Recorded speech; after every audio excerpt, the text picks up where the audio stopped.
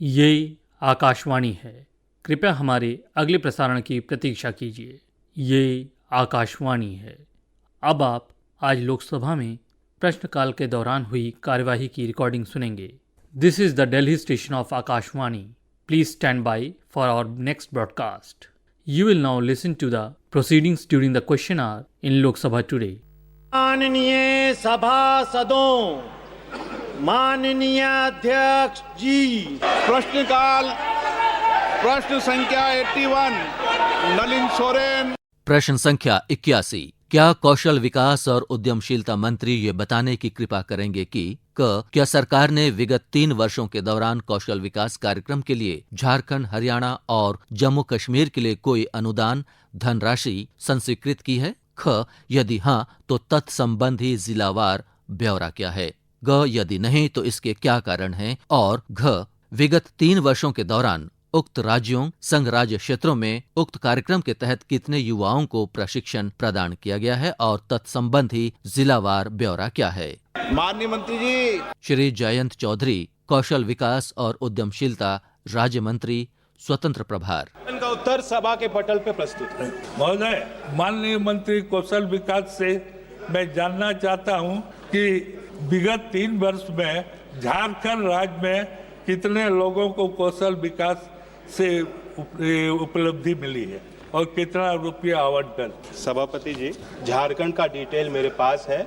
वैसे मैंने लिखित उत्तर में माननीय सदस्य को दिया भी है। मैं बोलता हूं, प्रधानमंत्री कौशल विकास योजना में झारखंड में टोटल 3,10,000, जन शिक्षण संस्थान में लगभग 80,000, नैप्स जो नेशनल अप्रेंटिसशिप प्रमोशन स्कीम है उसमें 43,000, और जो ITI में CTS स्कीम चलती है, क्राफ्ट्समैन ट्रेनिंग स्कीम, उसमें लगभग 2 लाख के करीब प्रशिक्षित हुए हैं। और माननीय सदस्य ने पूछा है कि कितना धन का आवंटन हुआ है, वो भी मैं माननीय सदस्य को बताना चाहूँगा।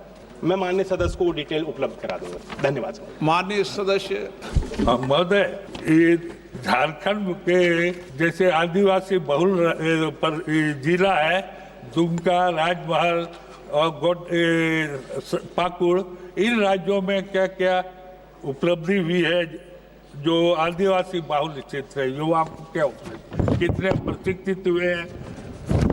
सभापति जी, PMKVY में दुमका जिला इन्होंने पूछा है, 12,000 लोग प्रशिक्षित हुए हैं। जन शिक्षण संस्थान में 5,000 से ज़्यादा, नैप्स में 1,069 लोग और CTS में 6,200 लोग ट्रेन हुए हैं।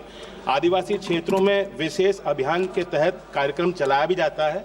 मैं बताना चाहूँगा, PM जनमन स्कीम के अंतर्गत भी हमारा मंत्रालय PMKVY में स्पेशल प्रोजेक्ट बना के कार्य करता है, और उसमें भी झारखंड में 5 जगह बंधन विकास केंद्र विकसित हुए हैं, और झारखंड में 1250 एंटरप्रेन्योरशिप डेवलपमेंट प्रोग्राम PM जनमन के अंतर्गत ट्रेन हुए हैं। श्री जुगल किशोर।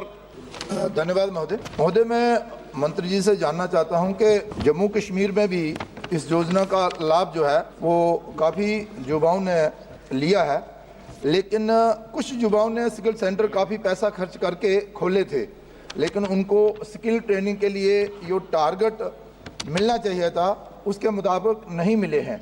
तो क्या मंत्री जी ये बताने की कृपा करेंगे कि आने वाले दिनों में सरकार की तरफ से कुछ टारगेट उनको मिलेंगे ताकि वो अपने रोजगार के साथ साथ बाकी युवाओं को भी ट्रेनिंग दे सकें? माननीय मंत्री जी। सभापति जी, जो हमारी फ्लैगशिप स्कीम है प्रधानमंत्री कौशल विकास योजना, उसका मुख्य उद्देश्य है कि डिमांड ओरिएंटेड ट्रेनिंग दी जाए। मैं बताना चाहूँगा कि जम्मू कश्मीर से मान्य सदस्य आते हैं और उसी के संदर्भ में उन्होंने सवाल पूछा है। PMKVY में अभी भी जो ट्रेनिंग सेंटर हैं उनकी संख्या 464 है जम्मू कश्मीर में। 18 PM कौशल केंद्र भी जम्मू कश्मीर में कार्यरत हैं और 1 जन शिक्षण संस्थान है। जो माननीय सदस्य ने सुझाव दिया है कि जो इस पूरे इकोसिस्टम में प्राइवेट ट्रेनिंग प्लेयर्स हैं जिनकी क्रेडिबिलिटी है, जिन्होंने वाकई ज़मीन पे ग्रास रूट्स पे काम किया है, हम उनको हमेशा अपने स्कीम के अंतर्गत रखते हैं और उनको बढ़ावा भी देते हैं। सी किरण कुमार रेड्डी। माननीय सदस्य, नए सदस्यों को भी मौका देंगे। Thank you sir, thank you for giving me this opportunity. to speak in the House today on the supplementary in question. बेनी बनन को समझाओ. Thank you, sir. I am proud to say, under the able and dynamic leadership of our Honorable Chief Minister of Telangana, Shri Anumula Revanth Reddy Garu, is ambitiously setting up the Young India Skills University in Hyderabad, which is his brainchild, with an objective of providing job opportunities to the students, to imparting skill development training in accordance to the requirements of the local industries, which are having demand in collaboration with various companies in PPP model, and total of 17 priority sectors have been identified and will provide training to 2,000 people in the first year of 2025-26. And we will train the people every year, 20,000 people every year, and the state allocated rupees 100 crores on its part and want to create a corpus fund of about 300 to 500 crores. Now, my question to the ministry is, if there is any proposal from the central government to adequately fund this Young Skills University to make it grand success and to realize the goal of developed nation by 2047. Thank you very much. Thank you, sir.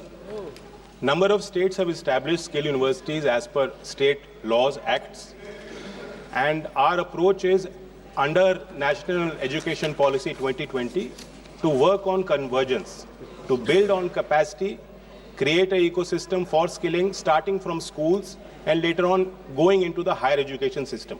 UGC has also published guidelines with regards to embedded apprenticeship undergraduate degree.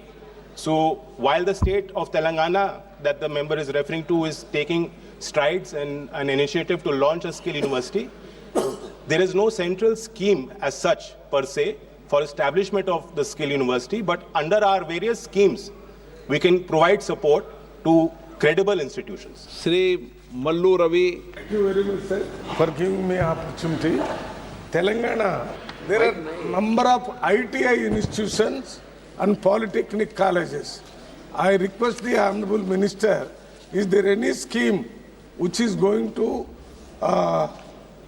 establish skill development centers in the ITI and the polytechnic colleges in Telangana? We are preparing a DPR to submit to the central government.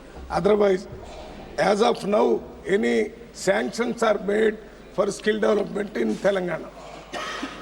Sir, ITI is part of our vibrant skilling ecosystem.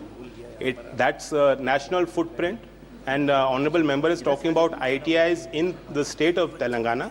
I would like to make this House aware that in the last year's budget also there was a very important announcement that the central government is going to dedicate resources towards upgradation, providing infrastructure support, revitalizing, bringing in new course and curriculum, teacher training programs in ITIs. Total of 60,000 crores is to be spent under this scheme. And I think Telangana state, a number of ITIs could be covered under the said scheme. Thank you. Question number 82. Shri Anand Bhadoria ji. जी अध्यक्ष जी, प्रश्न संख्या 82। प्रश्न संख्या 82। क्या वित्त मंत्री ये बताने की कृपा करेंगे कि क्या भारतीय रिजर्व बैंक आरबीआई के आंकड़ों के अनुसार वर्ष 2024-25 की पहली तिमाही में स्वर्ण ऋण संबंधी गैर निष्पादनकारी आस्तियों एनपीए में 30% की वृद्धि हुई है? यदि हाँ, तो विगत 5 वर्षों के दौरान स्वर्ण ऋण से उत्पन्न गैर निष्पादनकारी आस्तियों का वर्षवार, बैंकवार और गैर बैंकिंग वित्त कंपनीवार ब्यौरा क्या है? क्या वाणिज्यिक बैंकों ने स्वर्ण ऋण संबंधी एनपीए में 62% की वृद्धि दर्ज की है, जो मार्च 2024 में 1,513 करोड़ रुपए से बढ़कर जून 2024 तक 2,445 करोड़ रुपए हो गया है? और यदि हाँ, तो तत्संबंधी बैंकवार ब्यौरा क्या है? वर्तमान वित्तीय वर्ष के दौरान बैंकों और गैर बैंकिंग वित्त कंपनियों के समग्र ऋण पोर्टफोलियो में स्वर्ण ऋण संबंधी एनपीए का प्रतिशत क्या है?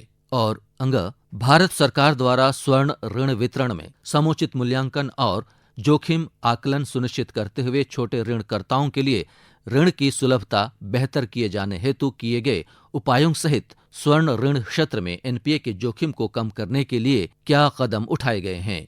माननीय मंत्री जी। श्री पंकज चौधरी, वित्त राज्य मंत्री। माननीय सदस्य। अध्यक्ष जी, मैं आपके माध्यम से माननीय मंत्री जी से जानना चाहता हूं, इस सरकार के दौरान गोल्ड लोन एनपीए में ऐतिहासिक वृद्धि देश में आर्थिक संकट की ओर इंगित करती है। रुपए का डॉलर के मुकाबले ऐतिहासिक पतन और अभी जो भारत सरकार ने 196 लाख करोड़ का बजट प्रस्तुत किया है, वार्षिक बजट, लुढ़कती आर्थिक विकास दर, जो बजट प्रस्तुत किया 196 लाख करोड़ रुपए का कर्ज जो भारत सरकार पर लगभग 196 करोड़ है, वो इस साल के बजट वार्षिक बजट का 4 गुना है। लुढ़कती आर्थिक विकास दर में बजट भाषण मत दो माननीय भदौरिया जी। आप जी प्रश्न सर, मैं पूछो। उसी पे आ रहा हूं कि 12 लाख से ज्यादा रिक्त पद पड़े हैं। मैं माननीय मंत्री जी से जानना चाहता हूं कि क्या कारण है कि एक अच्छी खासी अर्थव्यवस्था जो एक दशक पहले विकसित देशों के मुकाबले में खड़ी थी, आज देश के भारत के लोगों को सोना और मंगलसूत्र गिरवी रख करके लोन लेना पड़ रहा है और उसका रीपेमेंट भारत के लोग नहीं कर पा रहे हैं। क्या ये अर्थव्यवस्था पर सरकार श्वेत पत्र कोई जारी करेगी? माननीय मंत्री जी। अध्यक्ष जी, माननीय सदस्य जो चिंतित हैं कि गोल्ड लोन पे एनपीए बढ़ रहा है, मैं आपके माध्यम से सदन को बताना चाहता हूं कि 30 जून 2024 के अनुसार जो बैंकों का लोन था, एनपीए था, उस एनपीए में कुल वाणिज्य बैंकों का 0.22% है और अगर कहें कि उच्च मध्य बैंकिंग वित्तीय कंपनियों का अनुपात जो है वो मात्र 2.58 रहा है। और जहां तक माननीय सदस्य ने अर्थव्यवस्था की बात किया है, 2014 के बाद से जिस प्रकार से देश के यशस्वी प्रधानमंत्री ने इस देश को आगे बढ़ाने का काम किया है, 2014 में जहां हम 10वें स्थान पे थे, आज बढ़ करके हम 5वें स्थान पर पहुंच गए। माननीय सदस्य। अध्यक्ष जी, सोना और मंगलसूत्र तो भावनाओं से जुड़ा हुआ होता है, कोई ऐसे ही नहीं अपना सोना गिरवी रख करके लोन लेता है। एक और सरकार कह रही है कि हम विश्व की 5वीं सबसे बड़ी अर्थव्यवस्था है और दूसरी 3 फरवरी के प्रश्न संख्या 172 हमारा ही था, उसमें माननीय मंत्री जी ने 2020 में वैश्विक महामारी के विपरीत वित्तीय प्रभाव का वित्तीय वर्ष 2020-21 के बाद राजकोषीय प्रभाव पड़ा है, इसलिए केंद्रीय कर्मचारियों के महंगाई भत्ता, महंगाई राहत का बकाया दिया जाना संभव नहीं है। सरकार ने ये जवाब दिया है। तो मैं अध्यक्ष जी जानना चाहता हूं, मेरा माननीय मंत्री जी से प्रश्न है कि आप अपनी सुविधा के अनुसार तो अर्थव्यवस्था का बखान कर नहीं सकते कि अर्थव्यवस्था अच्छी है या खराब है, और अगर अच्छी है आपका कौन सा कथन सही माना जाए? अगर अच्छी है तो क्या केंद्रीय कर्मचारियों और पेंशनरों का डीए और डीआर देने का कार्य सरकार करेगी? अध्यक्ष जी, जहां तक उन्होंने महिलाओं की बात किया है, एक व्यवस्था दी गई है कि वो चाहें तो अपना ज्वेलरी भी रख करके लोन लेकर के अपना काम चला सकती हैं।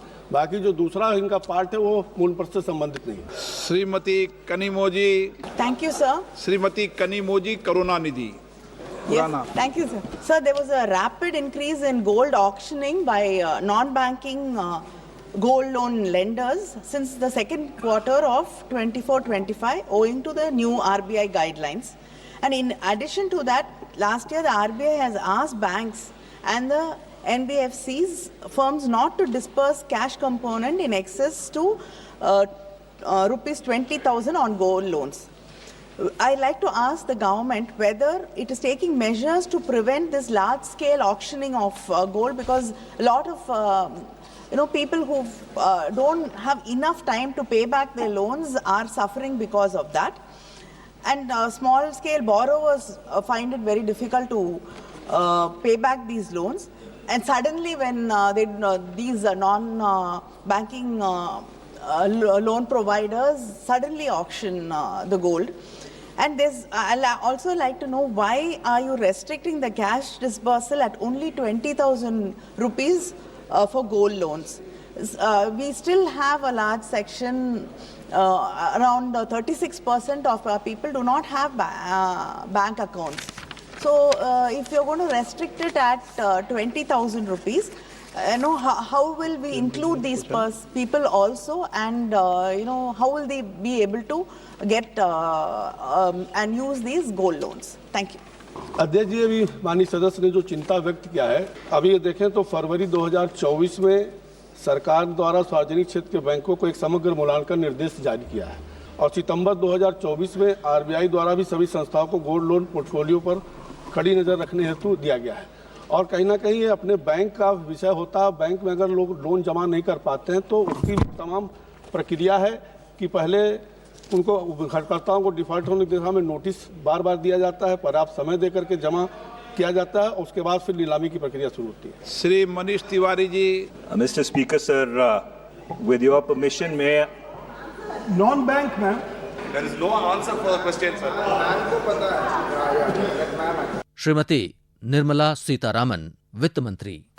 If you permit me, sir, non-banking financial companies and scheduled commercial banks, all of them are guided by similar rules.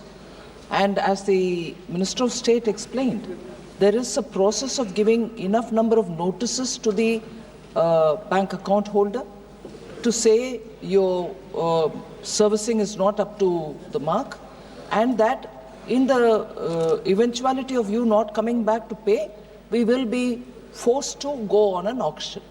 Now, even for going on an auction, there are very well laid out procedure. It cannot be done outside of the district. It cannot be done without the presence of the person. It cannot be done unless the valuation is done. It is also not done at a random rate. There is a benchmark rate the NBFC has to fix, and that will not be lower than 80%, I think, over the last 3 or 4 months of gold rate. And that gold rate is not determined by the NBFC, it is determined by the Bombay Bullion Association, I think, who gives out the rate every day, and therefore it cannot be lower than that rate. So these are well laid, tight processes. I would rather have more information from the Honourable MP if these processes are violated. And if they are violated, indeed, it's for us to act on.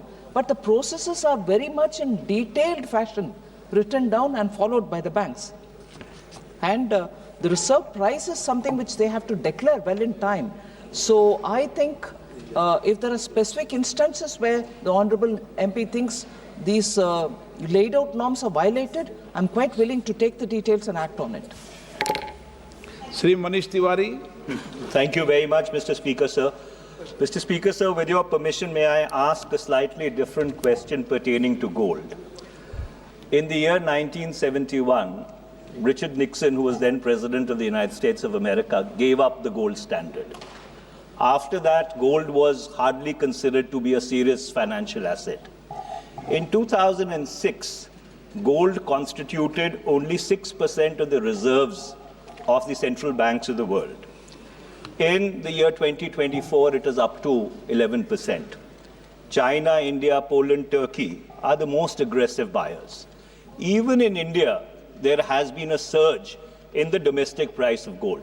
My question to the Honourable Minister is that this shift away from the dollar to gold, does it indicate a renewed search for an alternative international settlement mechanism, de-horse the dollar? That's my question to the Minister. So the Honourable Member, has he himself mentioned that it is not the core part of the question, but he's still asking, and I would certainly like to give my brief answer on it. India's, as he observed rightly, the demand for gold in India has not come down. On the contrary, it's going up. And I would think it is very typical of India, particularly for households or small businesses, and it is normally said women, but general households also and women also, to invest in gold because they think it's far more secure and far more liquid, and therefore as an asset class, we see that sustained interest in it by the households and small businesses as much as women of India. But beyond that, of course, the Reserve Bank also is buying gold to make sure that it has adequate reserves of gold and not just a basket of currencies. And in that, one of the currency which predominantly has been held by the Reserve Bank has been the US dollar. But we also have the reserve currencies in denominations of different denominations of other currencies as well. But the gold is also kept in the Reserve Bank, and gold is also being bought by Reserve Bank. But beyond that, as regards an international currency or potential currency, there is not much for me to comment at this stage. Question number 83 doctor Prashant Yadav Rao Pandole. प्रश्न संख्या 83। क्या कौशल विकास और उद्यमशीलता मंत्री ये बताने की कृपा करेंगे कि क स्किल इंडिया डिजिटल पहल का ब्यौरा और इसके उद्देश्य क्या हैं? ख क्या उक्त पहल से देश में डिजिटल सार्वजनिक बुनियादी ढांचे को अपनाए जाने को बढ़ावा मिलने की संभावना है? और ग स्किल इंडिया डिजिटल का उपयोग करने से नागरिकों को होने वाले संभावित फायदों का ब्यौरा क्या है? बड़ी आपकी किस्मत है, बहुत बोलते हो संसद में। माननीय सदस्य, लोगों का आशीर्वाद। माननीय मंत्री जी। श्री जयंत चौधरी, कौशल विकास और उद्यमशीलता राज्य मंत्री, स्वतंत्र प्रभार। उत्तर सभा के पटल पे प्रस्तुत। धन्यवाद अध्यक्ष महोदय, आपका आशीर्वाद है।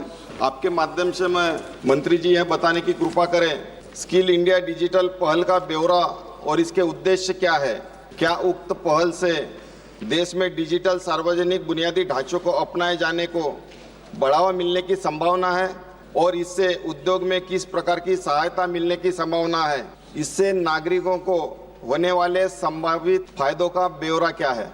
सभापति जी, ये स्किल इंडिया डिजिटल हब ये 13 सितंबर 2023 को इसकी शुरुआत हुई थी और आप अनुमान लगाइए कि बहुत अल्प समय में ही अब इस पोर्टल पे 1,30,00,000 लोग पंजीकृत हो गए हैं। जो कौशल विकास की हमारी 3 योजनाएं हैं, प्रधानमंत्री कौशल विकास योजना, जन शिक्षण संस्थान और नेशनल अप्रेंटिसशिप प्रमोशन स्कीम, तीनों के तीनों पूरी तरह से इस डिजिटल प्लेटफॉर्म पे आ चुके हैं और मिनिस्ट्री ऑफ इलेक्ट्रॉनिक्स और आईटी के सहयोग से अब स्किल इंडिया डिजिटल हब एक डिजिटल पब्लिक इंफ्रास्ट्रक्चर का उसको एक दर्जा दिया गया है और इंडिया स्टैक में शामिल किया गया है। इसका अर्थ ये निकलता है कि पूरा जो इकोसिस्टम है, जो हमारी सारी स्कीम्स हैं, वो सब पूरी तरह से विजिबल इस वेबसाइट पे हैं। ये वेबसाइट eKYC इनेबल्ड है और अनेक दो सरकार के पोर्टल्स हैं, उनके साथ कनेक्टिविटी पे भी हम तेज़ी से काम कर रहे हैं। जैसे कि PM गति शक्ति, अपार से इसका लिंकेज है, श्रम जिसमें 30 करोड़ जो पंजीकृत हो चुके हैं वो डेटा भी अब स्किल इंडिया डिजिटल हब के साथ शेयरिंग हो रहा है। तो बहुत बड़ा व्यापक इसका दायरा है। मैं सभी माननीय सदस्यों को भी, सांसदों को भी इनवाइट करता हूं कि इस वेबसाइट के माध्यम से आप ट्रैक कर सकते हैं, क्योंकि GIS इनेबल्ड है। आपके क्षेत्र में कौन कौन सी संस्थाओं में लाइव कहाँ क्या कौशल विकास का कार्यक्रम चल रहा है उसको आप ट्रैक कर सकते हैं। आप सब सहयोग करें, इसको ट्रैक करें। Thank you. ऑनरेबल मेंबर, क्या सरकार इस पहल के तहत लाभार्थियों को वित्तीय सहायता जैसे स्टाइपेंड प्रदान कर रही है? यदि हाँ, तो अब तक कितने लाभार्थियों को यह सहायता मिली है? एवं सरकार इस बात की गारंटी दे सकती है कि इस पहल के तहत प्रशिक्षित युवाओं को उनकी योग्यता के अनुसार नौकरियां मिलेंगी, न कि केवल सर्टिफिकेट मिलेंगे?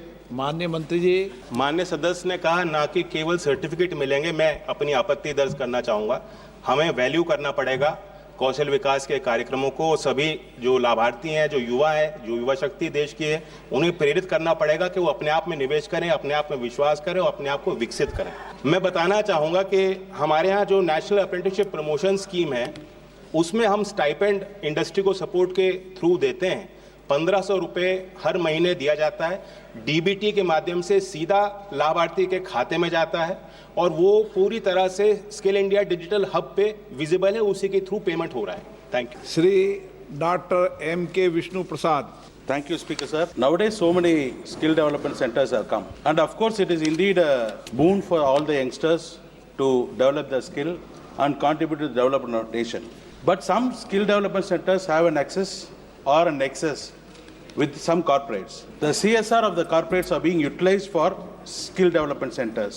At this point of time, I would like to know whether the corporates have the provision of allocating CSR in developing the skill development centers. Because the way of thinking, this CSR has to be utilized for development of community, but by giving a skill development, of course the community is developed. Eventually the company is also getting developed. Is there a provision by the union government whether the CSR can be utilized for skill development centers? Thank you, sir. Sir, absolutely. Corporate India is providing job opportunities for our youth, and they are considered partners in the entire skilling schemes. Honorable member spoke about community impact. We actually have a dedicated scheme, Jan Shikshan Sansthan, which works through grassroots organizations for community impact. As far as corporate India giving CSR funds, it is of course welcomed. NSDC is also CSR compliant, and even in the newly announced ITI upgrade scheme, there is a proposal to involve corporate industries, local industrial clusters, MSMEs, so that they can coordinate with the skilling institution, especially ITIs, and they're also required to contribute CSR up to 10,000 crores in that particular scheme. Thank you. Question number 84, Dr. Srikant Eknath Shinde. Question number 84 sir. प्रश्न संख्या 84।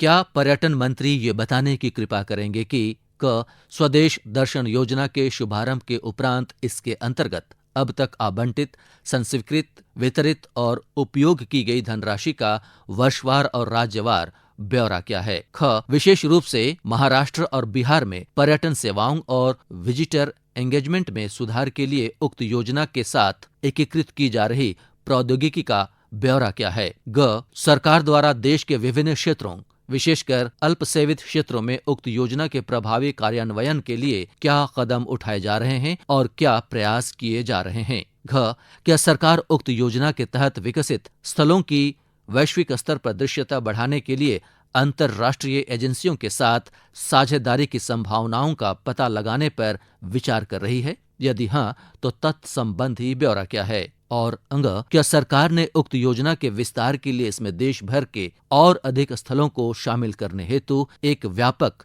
योजना की रूपरेखा तैयार की है? यदि हाँ, तो तत्संबंधी ब्यौरा क्या है? माननीय मंत्री जी। श्री गजेंद्र सिंह शेखावत, पर्यटन मंत्री। माननीय सदस्य। सर धन्यवाद, आपने मुझे प्रश्न पूछने की अनुमति दी। मैं सरकार को धन्यवाद देता हूं कि टूरिज्म मिनिस्ट्री ने महाराष्ट्र को स्वदेश दर्शन योजना के माध्यम से कोस्टल सर्किट और स्पिरिचुअल सर्किट के लिए सहायता दी है। मैं महाराष्ट्र और पूरे देश के गौरव छत्रपति शिवाजी महाराज जी के से संबंधित किलों के डेवलपमेंट के संदर्भ में प्रश्न पूछना चाहूँगा। महाराष्ट्र में छत्रपति शिवाजी महाराज से जुड़े ऐतिहासिक किले जैसे रायगढ़ हो, राजगढ़ हो, सिंहगढ़ हो, शिवनेरी आदि अलग अलग किले हैं। ये किले न केवल इतिहास के पर्सपेक्टिव से इम्पोर्टेंट है बल्कि पर्यटन के क्षेत्र में इसका बहुत पोटेंशियल है। मेरा सरकार से प्रश्न है कि जिस प्रकार टूरिज्म सर्किट्स का विकास स्वदेश दर्शन योजना के माध्यम से किया जा रहा है, तो क्या उसमें छत्रपति शिवाजी महाराज से जुड़े इन सभी स्थलों को जोड़कर एक छत्रपति शिवाजी महाराज टूरिज्म सर्किट बनाया जाएगा, जिसके अंतर्गत स्टेट ऑफ आर्ट इंफ्रास्ट्रक्चर और सुविधा विकसित की जाए, जिससे पर्यटकों को बेहतर अनुभव मिले और छत्रपति शिवाजी महाराज का गौरवशाली इतिहास भविष्य की पीढ़ियों को भी पता चले। धन्यवाद सभापति महोदय। माननीय सदस्य ने जो प्रश्न किया है वो निश्चित रूप से भारत की विरासत और भारत के इतिहास से के अत्यंत महत्वपूर्ण प्रश्न से जुड़ा हुआ है।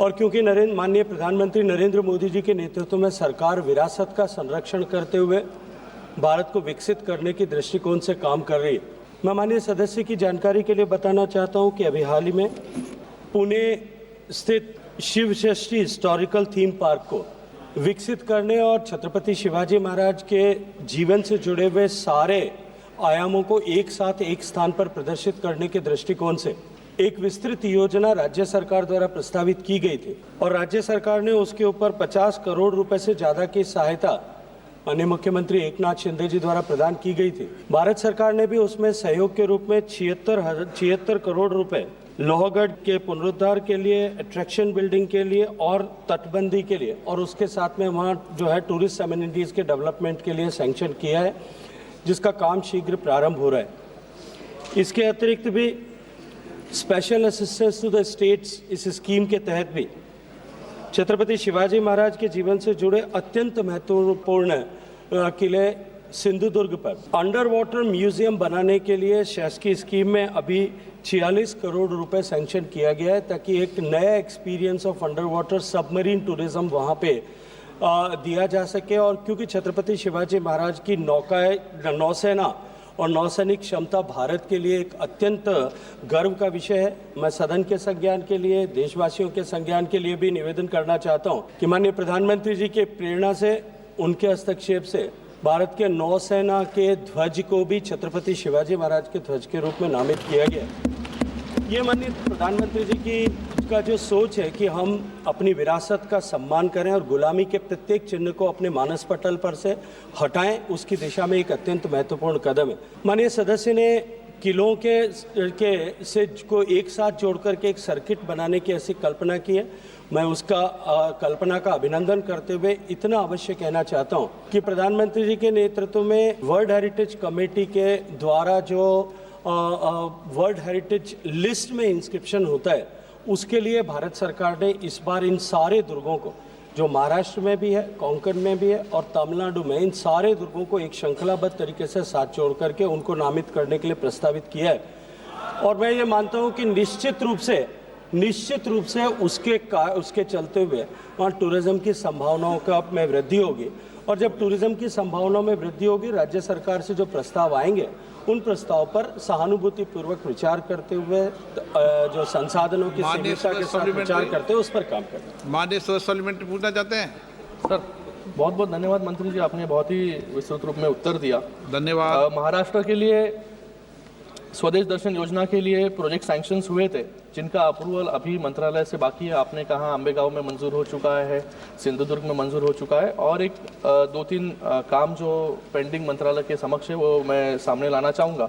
सिंधुदुर्ग डिस्ट्रिक्ट के लिए 122 करोड़, छत्रपति संभाजीनगर में अजंता एलोरा में development of iconic tourist center to global scale के लिए 132 करोड़ पेंडिंग है, और conservation and beautification of heritage corridor in Chhatrapati Sambhajinagar के लिए 132 करोड़ का मास्टर प्लान और डीपीआर सबमिट हो चुका है। इसके अतिरिक्त सरकार ने कोयना नगर गार्डन डेवलपमेंट और कोयना बैकवाटर्स, जो मेरा मूल गांव है, वहाँ पर भी उसके लिए भी सरकार से अर्जी की है। तो ये प्रपोजल्स सरकार कब तक मंजूर करेगी? माननीय सभापति महोदय, माननीय सदस्य का धन्यवाद करना चाहता हूं कि उन्होंने प्रधानमंत्री जी के नेतृत्व में भारत सरकार ने महाराष्ट्र में टूरिज्म डेवलपमेंट के लिए जितने प्रोजेक्ट सैंक्शन किए उनके सब के बारे में चर्चा की। मैं माननीय सदस्य के इस भावना का भी सम्मान करना चाहता हूं कि वो शीघ्रता के वो बंगाल सरकार नहीं भेज रही है प्रपोजल, उसमें मेरा तकलीफ नहीं, वो आपकी चिंता का विषय है। बंगाल सरकार प्रपोजल नहीं भेजती है, वो आपको मैं आग्रह करूंगा कि आप जाकर के आदरणीय मुख्यमंत्री जी से निवेदन करें कि वो भेजें। लेकिन महाराष्ट्र सरकार ने जो प्रपोजल भेजे हैं उन प्रपोजल्स पे इन सारे जितने भी प्रपोजल्स जिनके बारे में, स्कीम्स की जिनके बारे में चर्चा माननीय सदस्य ने की है, उन सब पर डिफरेंट लेवल पर जो है अलग अलग प्रोजेक्ट में अलग अलग लेवल पर उस पर विमर्श हो रहा है। और मुझे पूरा भरोसा है कि शीघ्र ही ये प्रोजेक्ट्स जो हैं आने वाले समय में they are going to see the light of the day, बहुत जल्दी उन पर काम प्रारंभ होगा। श्री राजेश वर्मा। धन्यवाद अध्यक्ष महोदय। हमारी एनडीए की सरकार जिस तरीके से देश की विरासत और धरोहर को लगातार जीवंत करने का कार्य कर रही है, मैं आपके माध्यम से माननीय मंत्री जी का ध्यान मेरी खगड़िया लोकसभा के परबत्ता प्रखंड स्थित 52 कोठरी 53 द्वार, जो हवा महल के नाम से भी जाना जाता है और 17वीं शताब्दी में सोलंकी वंश के द्वारा स्थापित किया गया था, और साथ ही साथ मानसी प्रखंड के कशरिया धार के बारे में और सिमरी बख्तियारपुर के बाबा बटेश्वर धाम, जो कि हमारे लोकसभा की और हमारे देश की ये विरासत और धरोहर है। मैं माननीय मंत्री जी से जानना चाहता हूं कि स्वदेश दर्शन योजना के क्लॉज 4 के तहत क्या खगड़िया लोकसभा में इन धरोहर और विरासत को जीवंत करने के लिए सरकार की कोई योजना है? मुझे माननीय मंत्री जी से बस यही सवाल एक पूछना है। अध्यक्ष महोदय, हालांकि प्रश्न मूल प्रश्न से संबद्ध नहीं है, मैं आपका संरक्षण चाहते हुए इतना माननीय सदस्य को निवेदन करना चाहता हूं आपके माध्यम से कि टूरिज्म, जैसा मैंने पिछली बार भी प्रश्न का उत्तर देते हुए कहा कि प्रत्यक्ष रूप से राज्य सरकार का विषय है। राज्य सरकार इसमें अपनी पर्यटन की संभावनाओं और आवश्यकताओं के अनुरूप जो प्रस्ताव बना करके भेजती है, उन प्रस्तावों पर हम विचार करते हुए आने जो है अपने तय स्कीम्स के अंदर राज्यों का सहयोग फाइनेंशियली और अगर आवश्यक हो तो हम तकनीकी के रूप से उनके साथ में करते हैं।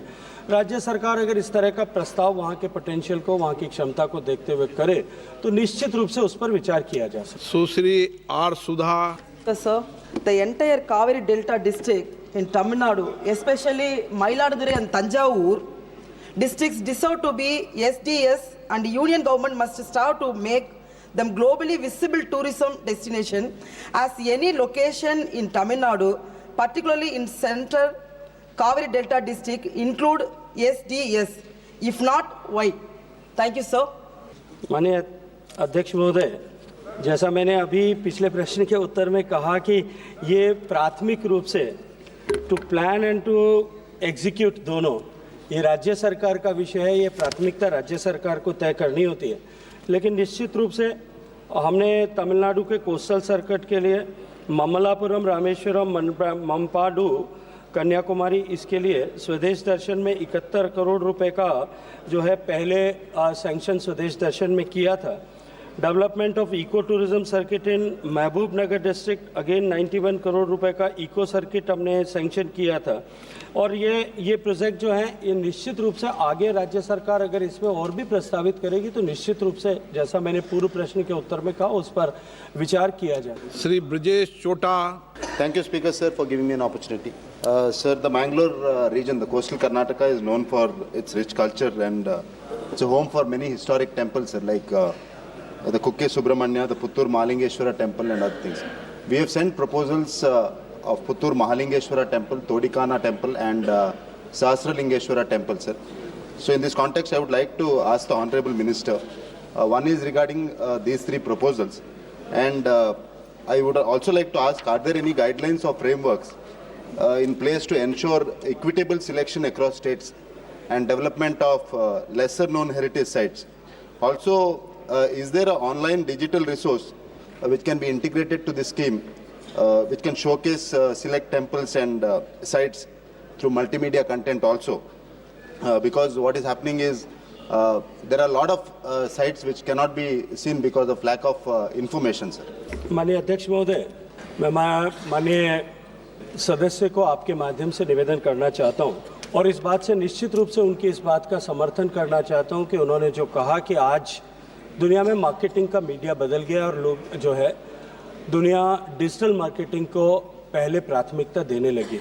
माननीय प्रधानमंत्री जी के मार्गदर्शन में हमने अभी इनक्रेडिबल इंडिया की वेबसाइट को कम्प्लीटली रिवैम्प किया है और उसके साथ साथ में सब राज्यों से आग्रह किया है कि उस पर जितना डिजिटल कंटेंट वो उपयोगी समझते हैं उस डिजिटल कंटेंट को उपलब्ध कराएं। That may can be in the form of pictures, that can be in the form of videos. उसको हम अपनी एक रिपोजिटरी बना करके उसको इनक्रेडिबल इंडिया प्लेटफॉर्म के साथ में समाहित करने के लिए काम कर रहे हैं। माननीय सदस्य ने कुछ जो है प्रसाद स्कीम पे के में इंक्लूड करने के लिए कुछ भेजे गए प्रस्तावों की चर्चा की है, क्योंकि मूल प्रश्न से उत्तर संबद्ध नहीं है उन प्रस्तावों में कि अभी वर्तमान में क्या स्थिति है, मुझे उसके बारे में जानकारी नहीं है। लेकिन माननीय सदस्य जब कभी भी मुझे अवसर देंगे, मेरे पास में समय लेकर के तय करके जब कभी भी मुझे अवसर देंगे, निश्चित रूप से मुझे उनको इस विषय को उनके विस्तार से उनके सामने रखने में बहुत प्रसन्नता होगी। Question number 85 Shri Mukesh Kumar Chandrakanta. जी सर, धन्यवाद सर। Question number 85। प्रश्न संख्या 85। क्या शिक्षा मंत्री ये बताने की कृपा करेंगे कि क शिक्षा ऋण के लिए ऋण गारंटी कोष हेतु बजट आवंटन का ब्यौरा क्या है? ख विगत 5 वर्षों में विशेष रूप से गुजरात में इस कोष से लाभान्वित छात्रों की कुल संख्या तथा भौगोलिक और जननांकीय आधार पर वितरण के ब्यौरे से संबंधित आंकड़े क्या हैं? ग संगत आंकड़ों सहित उच्च शिक्षा की सुलभता और ऋण चुकाने की दर से संबंधित प्राप्त परिणामों का ब्यौरा क्या है? और घ शिक्षा ऋण के लिए ऋण गारंटी कोष की प्रभावकारिता की निगरानी और मूल्यांकन करने के लिए स्थापित तंत्र और पता चले प्रमुख निष्पादन संकेतकों का ब्यौरा क्या है? श्री धर्मेंद्र प्रधान, शिक्षा मंत्री। सर, उत्तर सदन की पटल पर रखा गया। ये लेके नहीं रहते प्रश्न सर, ये नीचे रखो। Thank you sir. The government of India under the leadership of Narendra Bhai Modi has done extremely well in the field of education, particularly higher education during the past decade. My question to the Honorable Minister is that, will the Minister of Education be pleased to state the details of budget allocation for the Credit Guarantee Fund for Education Loan, the data on total number of students benefited from this fund in the last 5 years, along with their geographical and demographical distribution, particularly in Gujarat, the details of results observed on access to higher education and loan repayment rates supported by relevant data, and lastly the details of mechanism put in place to monitor and evaluate the effectiveness of the credit guarantee fund for education loan and the key performance indicator track. अध्यक्ष महोदय, भारत सरकार प्रधानमंत्री उच्चतर शिक्षा प्रोत्साहन योजना में कई प्रकार की प्रोत्साहन की योजना चलाती है, उसमें क्रेडिट गारंटी फंड स्कीम भी एक है। उसमें अभी तक पिछले साल 31 दिसंबर 2024 तक 3019 करोड़ रुपया की आवंटन किया गया है। माननीय सदस्य ने पिछले बीते 5 साल की छात्र लाभार्थियों की नंबर पूछा था, वो है 6,78,000 प्रदेशवारी उसकी संलग्न सूची दिया गया है। विशेष करके उन्होंने गुजरात के बारे में पूछा है। गुजरात में 15,501 विद्यार्थी उसकी लाभार्थी बने हैं। Supplementary question, sir. According to a 2022 report by the Union Education Ministry, only 4% of higher education students in India currently benefit from the education loans. The Credit Guarantee Fund scheme for education loans provides much needed financial assistance, but the maximum loan eligibility remains capped to 7.5 lakhs, which is insufficient considering the rising cost of education both in India and abroad. For studies abroad, students are required to pay 50% margin money for loans above 4 lakh and up to rupees 75 lakh, further increasing their financial burdens. Given that the tuition fees and living expenses have significantly increased, will the government consider revising the education loan cap and reducing the margin money requirement, ensuring that students, especially from middle class and economically weaker backgrounds, can pursue higher education without financial constraints? अध्यक्ष महोदय, जैसे मैंने उल्लेख किया था, भारत सरकार प्रधानमंत्री उच्चतर शिक्षा प्रोत्साहन योजना में कई प्रकार की योजना चलाती है। उसमें क्रेडिट गारंटी फंड स्कीम एक है। उसके अलावा सेंट्रल सेक्टर इंटरेस्ट सब्सिडी ये भी एक योजना है।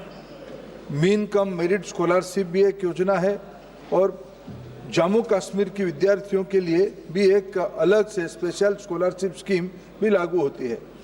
जो हायर अमाउंट की लोन के बारे में आदरणीय सदस्य ने पूछा, अभी मैं धन्यवाद दूंगा आदरणीय वित्त मंत्री जी को। पिछले ही बजट में उन्होंने उसी प्रकार की आवश्यकता को ध्यान में रखते हुए प्रधानमंत्री विद्या लक्ष्मी योजना जैसे एक नई महत्वपूर्ण कार्यक्रम को उन्होंने शुरू किया है, जिसमें कोई प्रकार की कोलैटरल गारंटी की आवश्यकता नहीं है। ये एक नया सेंट्रल सेक्टर स्कीम है जिसमें गाइडलाइन भी अभी भारत सरकार ने सामने रखा है। कोलैटरल फ्री रहेगा, guarantee for free education loan रहेगा। ये इसमें 8 लाख तक जिनकी फैमिली इनकम है उनको भी पहले कई प्रकार के लोन में थोड़ा सीमित था, 4.5 लाख की सीमा में दिया जाता था। इसमें 8 लाख तक फैमिली जिनकी इनकम है उनको दिया जाता है। इनकी 10 लाख तक, अभी तक 7.5 लाख कहा है, 10 लाख तक लोन में 3% इंटरेस्ट सबवेंशन की भी गारंटी कही गई है। इसमें इस बार बजट आउटले में आने वाले 24-25 से लेकर 30-31 तक भारत सरकार की वित्त विभाग ने 3600 करोड़ रुपया की एक स्पेशल फंड भी बनाई है। धीरे धीरे भारत सरकार की प्रचेष्टा रही है उच्चतर शिक्षा में गुणात्मक शिक्षा हमारे देश में ही मिले और उसमें से इसकी अफोर्डेबिलिटी को ध्यान में रखते हुए इस नई योजना को भी लागू किया गया है। श्री अरविंद सावंत। माननीय अध्यक्ष जी, बहुत बहुत धन्यवाद। ये जो प्रधानमंत्री उच्च स्तर शिक्षा प्रोत्साहन योजना है, ये देश के छात्रों को, लाभार्थियों को मिल सकती है। क्या देश के जो बच्चे विदेश में पढ़ रहे हैं, जैसे कि रशिया में है या यूक्रेन में थे, इनकी हालत आप जानते हो, उनके परिवार में ऐसी स्थिति आती है कि ये जो लोअर मिडिल क्लास के लोग हैं, उनके बच्चे गए हैं और आज आमदनी रुक गई, अब फी नहीं भर सकेंगे। अब फिर नहीं भरेंगे तो बच्चे वापस आने पड़ेंगे, बच्चे को लाना पड़ेगा। क्या करेंगे, कहाँ से भरेंगे? तो क्या प्रदेश में पढ़ने वाले बच्चों के लिए भी प्रधानमंत्री उच्च स्तर शिक्षा या विद्या लक्ष्मी योजना से लाभ मिल सकता है? क्योंकि कोलेट्रल की जब बात आती है, क्योंकि मैंने हाल ही में मेरे पास एक बच्चा, उसके पेरेंट्स आए थे, तो वो लड़की पढ़ रही है रशिया में और उनका जो दुकान था बंद हुआ है। अब पैसे भरने के लिए उनके पास कुछ उपलब्धि नहीं है। तो ऐसी स्थिति में बैंकों से पूछा तो कोलेट्रल पूछते हैं कहाँ से दे देंगे। तो किस तरह से इन बच्चों के लिए आप सुरक्षा प्रदान कर सकते हैं या उनको आप आर्थिक सहाय कर सकते हैं। धन्यवाद सभापति। अध्यक्ष जी, अभी तो मैंने बताया भारत सरकार की ये योजना भारत में जो NIRF रैंक इंस्टीट्यूशन है उन्हीं के बारे में, स्टेट यूनिवर्सिटी हो, निजी संस्थान हो या भारत सरकार के संस्थान हो जिनकी NIRF रैंकिंग अच्छी है, उसी में से गरीब विद्यार्थियों को लोन लेके पढ़ने के लिए विद्या लक्ष्मी योजना तथा अन्य 4 प्रकार की प्रधानमंत्री उच्चतर शिक्षा प्रोत्साहन योजना किया है। ये मूलतः भारत की इंस्टीट्यूशंस के लिए ही किया गया है। Shri Rajiv Rai. Thank you sir. Sir, मैं आपके माध्यम से मंत्री जी के संज्ञान में लाना चाहूँगा कि इस बड़ा स्पष्ट आपके रूल्स रेगुलेशन होते हैं कि कोलेटरल सिक्योरिटी नहीं होनी चाहिए, 7 लाख तक का हो जाएगा, लेकिन मैं उस कमेटी में भी हूँ अध्यक्ष जी के आशीर्वाद से और मैंने कई सवाल किया और मैं सवाल कम सुझाव ज़्यादा अनुभव के आधार पर 2008-9 से काम कर रहा हूँ। तमाम ऐसे लिखित शिकायतें बैंकों के नाम और ब्रांच के साथ आई जिसमें मैंने भी जमा किया है कि या तो कोलेटरल सिक्योरिटी 4 लाख तक का भी मांगते हैं और 2 सिक्योरिटी सेम बैंक में जिसका अकाउंट हो उससे मांगते हैं। मैंने अधिकारियों से भी कहा था कि अगर आप जो कागज में लिखा है, नियमों में लिखा है, आप उसको मानते हैं तो एक इंस्ट्रक्शन दे दीजिए सारे बैंकों को कि कोई कोलेटरल सिक्योरिटी और सिक्योरिटी सेम बैंक में नहीं मांगेगा और बड़े बड़े नोटिस बोर्ड लगा दीजिए ब्रांचों में कि गाँव से लोग आए हुए हों और कितने रिजेक्ट हो रहे हैं लोन एप्लीकेशन, उस पर कोई कार्रवाई नहीं हो रही है। मैं मंत्री जी से पूछना चाहूँगा, क्या ये सुझाव कि सारे ब्रांचों में बड़े बड़े अक्षरों में लिखवा दिया जाए कि कोई कोलेटरल सिक्योरिटी नहीं, कोई 2 सिक्योरिटी सेम बैंक में अकाउंट होल्डर का नहीं? तो बैंक वित्त मंत्री जी करेंगे तो ये थोड़ी लिखेंगे। नहीं, एजुकेशनल लोन सही जाएगा सर, स्कीम तो शिक्षा विभाग की है। अध्यक्ष जी, आपने सही कहा, लेकिन वित्त मंत्री जी उस मामले में बहुत उदार है। मैं आदरणीय सदस्य को इसकी एक तथ्य सामने रखना चाहूंगा। ये जो एक क्रेडिट गारंटी स्कीम में अभी तक 5 साल में 11,26,000 करोड़ रुपया की लोन विद्यार्थियों ने 11.26 लाख क्रेडिट लोगों ने लिया है, 11 लाख रुपया क्रेडिट लिया है और उसमें 11,26,000 क्रेडिट गारंटी लाभार्थी हुए हैं। उसमें इसकी NPA की परफॉर्मेंस, सर कोलैटरल गारंटी पुराने स्कीम पे है, वो थोड़ा वाइड है, इसलिए थोड़ा उसकी गुणात्मक बढ़ा के अभी जो प्रधान विद्या लक्ष्मी योजना पिछले वित्त वर्ष में सरकार ने लाई है, इसमें कोलैटरल फ्री गारंटी ही नया स्कीम आई है। शायद इस प्रकार के अनुभव को ध्यान में रखते हुए सरकार धीरे धीरे और उदार होने लगा है। Question number 86 Shri Robert Bruce C. प्रश्न संख्या 86। क्या श्रम और रोजगार मंत्री ये बताने की कृपा करेंगे कि क्या सरकार की तिरुनेलवेली स्थित ESI अस्पताल को 300 बिस्तरों की क्षमता वाला अस्पताल बनाने की कोई योजना है और यदि हाँ तो तत्संबंधी ब्यौरा क्या है? क्या सरकार की उक्त अस्पताल में अत्याधुनिक CT और MRI स्कैन मशीनें लगाने की कोई योजना है और यदि हाँ तो तत्संबंधी ब्यौरा क्या है? और यदि नहीं तो इसके क्या कारण हैं? माननीय मंत्री जी। श्रीमती शोभा करंदलाजे, श्रम एवं रोजगार राज्य मंत्री। सभा पटल पर रखे। Honourable member received a reply from the honorable minister stating that as per norms the bed occupancy should be 70%, but I submit that the bed occupancy during 2022-23 is 88.27% and 2023-2024 bed occupancy is 88.61%. And 2025 till date it is 92.75%. Now my question is, sir, whether the government is willing to increase the bed capacity by 50% as per the norms which have been built by the hospital. Thank you, sir. माननीय अध्यक्ष, तिरुनेलवेली का hospital का bed occupancy अभी 100 है। ESI का मानदंड का आधार पर हम 3 साल का अंकड़ लेते हैं, 70% बेड ऑक्यूपेंसी होना चाहिए। 23 साल का, पिछले 3 साल का हम लेते हैं, इसी कारण 2021-22 में वो 64% था। सदस्य ने ठीक बोला, 2 साल में वो बढ़ गए हैं, 88% हो गई है, अभी 92% तक पहुंचा है। ये साल का अंकड़ आना चाहिए सर, बाद में हम अंकड़ लेके 50% उसको बढ़ा सकते हैं। सदस्य ने 300 बेड का पूछा है, हम केवल 50% तक बेड बढ़ा सकते हैं सर। तिरुवल्लवेली में अभी 100 बेड का हॉस्पिटल है, उसी में सब सुविधा है। एंड तिरुवल्लवेली एंड तेंकासी में 11 डिस्पेंसर भी काम कर रहे हैं, वो पूरा वो एरिया का एंड नेबरिंग एरिया को भी कैटरिंग कर रहे हैं sir. Honorable member supplementary. Sir, ESI hospital is used by the local people, BD workers, federal government employees of Godangulam, ISRO and Mahendragiri. The only problem, they installing the MRI and CT is there is lack of space. Now my question is whether the government is open to approving additional space for the installation of MRI and the CT scan machines.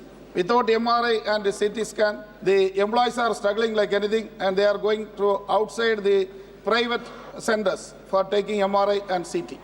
Thank you, sir. Sir, Tirunelveli hospital में हर दिन 3 से 4 patient MRI और CT scan के लिए आते हैं सर। हम government hospital and 2 private hospital उधर है, इसके साथ हम जुड़े हैं।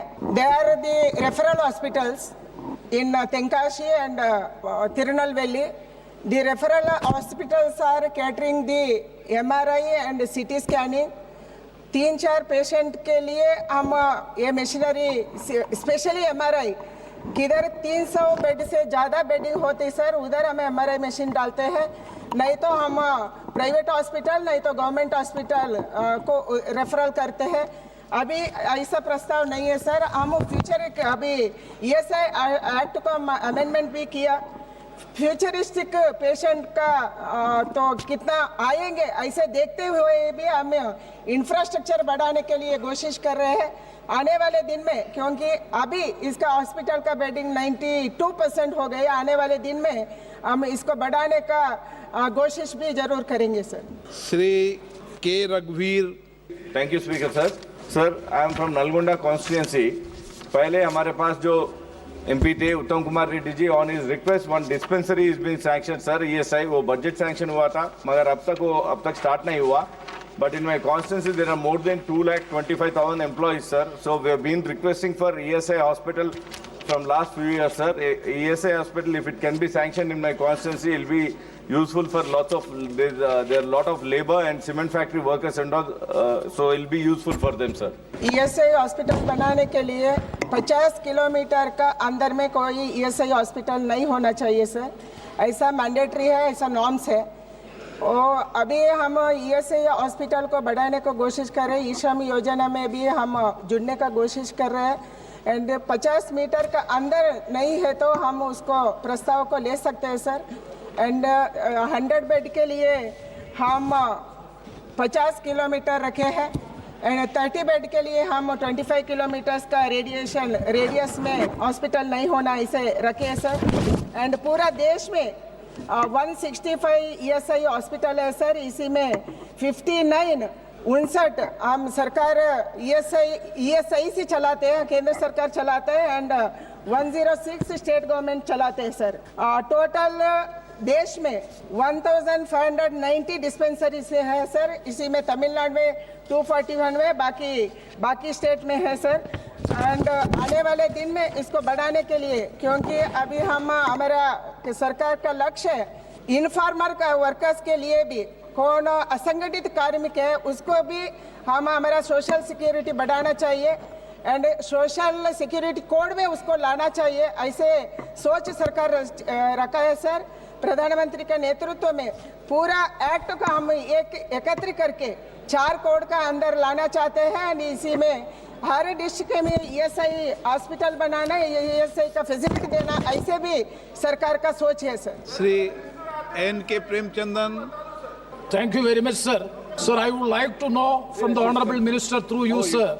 Ashramam ESI Hospital is one of the best hospital having the rate of occupancy even up to 100%, 110%. There is a proposal to develop this hospital and there is also a proposal pending before the ESI Corporation that this has to be developed and to be altered as a medical college hospital. Sir, recently 10 ESI medical colleges has already been sanctioned, including in Varanasi constituency.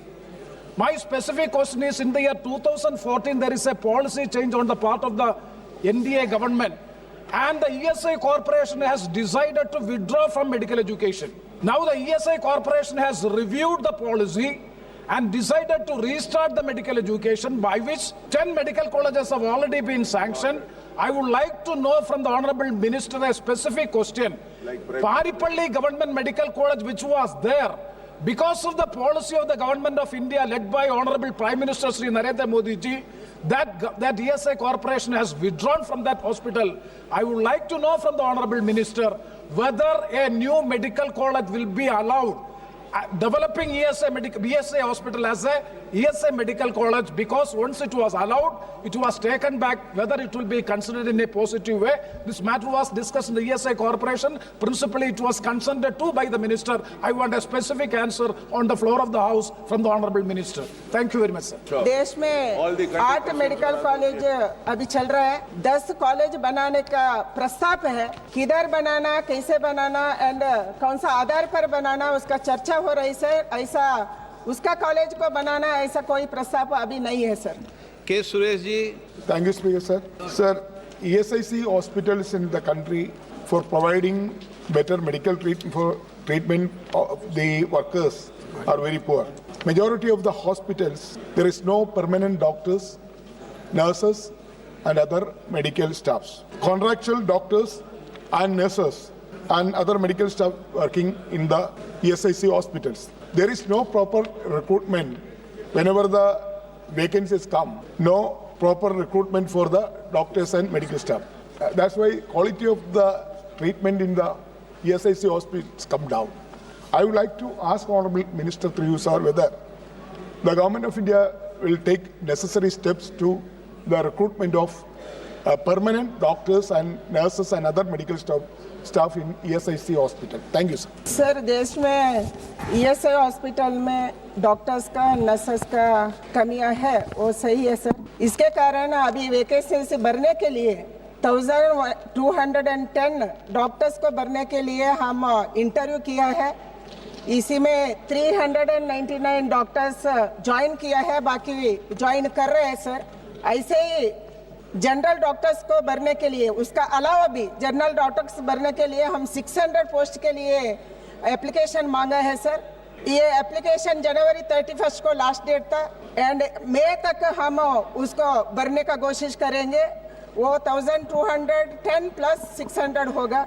And teaching staff को भरने के लिए medical college में teaching staff का भी कमियां है, वो भी डॉक्टर का काम करते हैं. उसको भरने के लिए 287 असिस्टेंट प्रोफेसर को भरने के लिए हम एप्लीकेशन मांगा है. वो भी 31 जनवरी का लास्ट डेट था. मई में उसका इंटरव्यू होगा एंड ज्वाइन भी करेंगे सर.